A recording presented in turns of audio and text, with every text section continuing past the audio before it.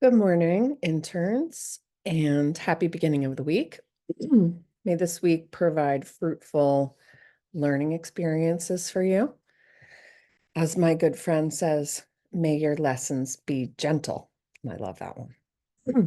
So I'm continuing my exploration of how to build resilience. Last week, I talked about self-care, and today I want to talk about boundaries. Really, to be honest, I think your generation is getting boundaries way better than mine did. I was of the veterinary generation where we were served up a steaming hot pile of mediocre, and we took it and liked it. When I was first looking for veterinary jobs, most in small animal included overnight call, crappy pay, no benefits, no mentorship.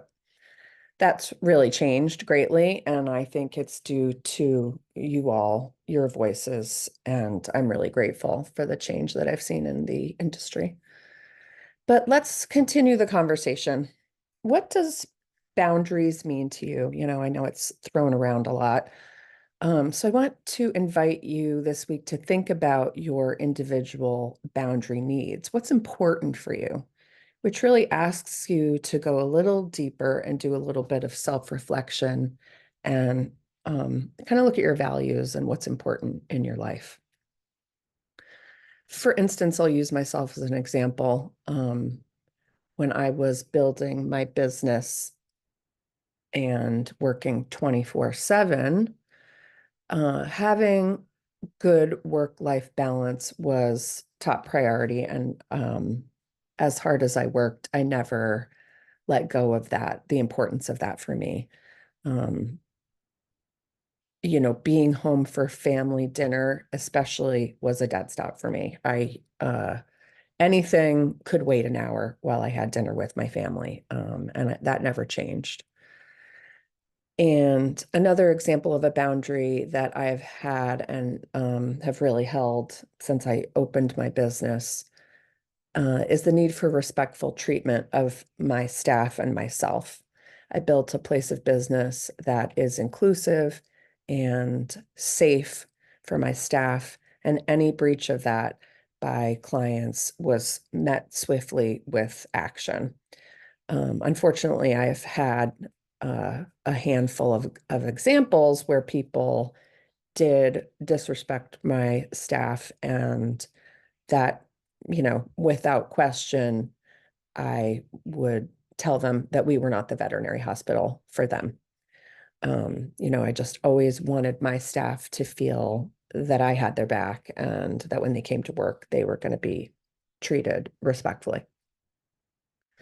So I want you to reflect, if you could, this week on um, certainly in the context of veterinary medicine and jobs that you may have going into the future, what's important to you?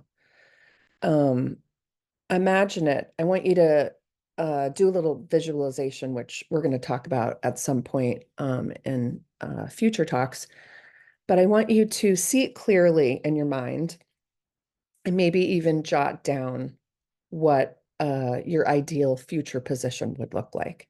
And that'll really reveal the things that are important to you. So, is it good work-life balance? Do you want, lots of time off?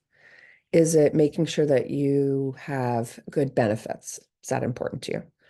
Is it inclusive? Is it, being in a space where you feel respected and represented?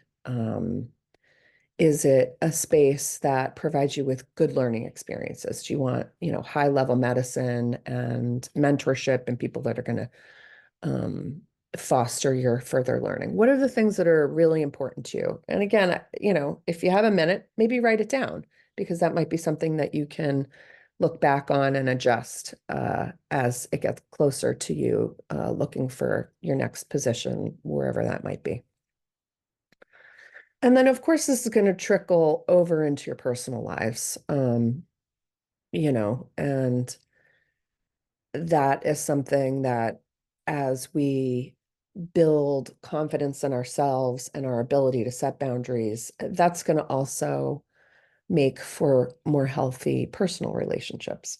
So, so think a little bit about that this week, and if you can, write it down And don't forget that if you want, you can meet me for my drop-in hours on Friday.